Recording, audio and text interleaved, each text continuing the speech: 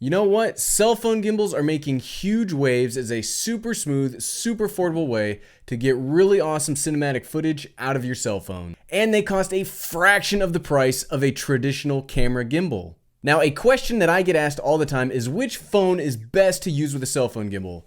iPhone or Samsung? Let's find out. What's up, everybody? I'm the Everyday Dad. If I can figure it out, you can figure it out. I love cell phone gimbals, which is probably why I own so many of the darn things. I think I've owned like 6 in the last year. So what we're gonna do today is we're gonna use my favorite cell phone gimbal right now, the DJI Osmo Mobile 2, with my two current favorite cell phones, the Samsung Galaxy S9 and the iPhone 7 Plus. And we're just gonna do a quick test to see which one works best. So let's not beat around the bush any longer, let's go out and do it. First up, let's check out how the iPhone 7 Plus works.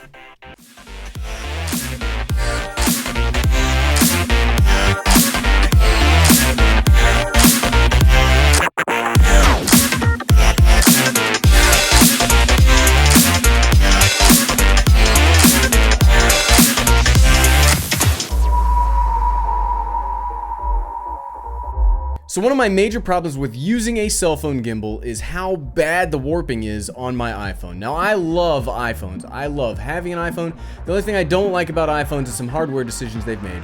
But I've been using iPhones for years, love them, love the cameras. But iPhones have optical image stabilization built into the camera, and that can't be turned off in any way, shape, or form. There's no app, there's no anything that will turn off that stabilization except taking a magnet and putting it on the lens, which I don't feel safe. Now, the reason that the optical image stabilization is a problem is it fights against the gimbal, which causes these warps that you're seeing right now. But overall image quality looks great. If you're careful with your footsteps, the image quality will be great. You can get excellent results just out of your iPhone with a gimbal. Next up, let's check out the Galaxy S9.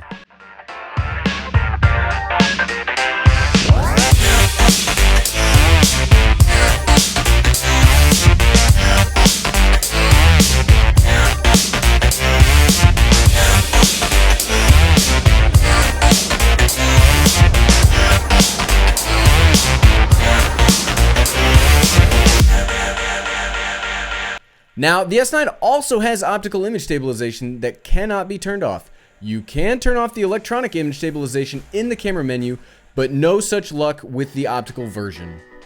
Now, what's really surprising me is there is also the same warping here that is found on the iPhone. But to my personal viewing, I don't think it's as bad. Yes, it's there, but it's not just as terrible.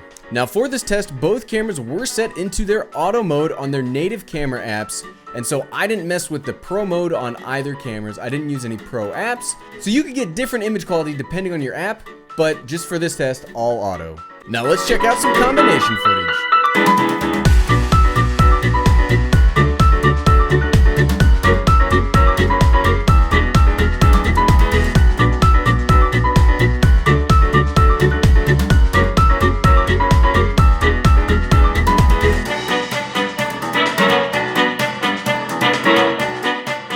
So here's where it's pretty obvious what's happening. Like I said, the iPhone's warping makes the footage basically unusable in certain spots, like when I have particularly heavy footfall.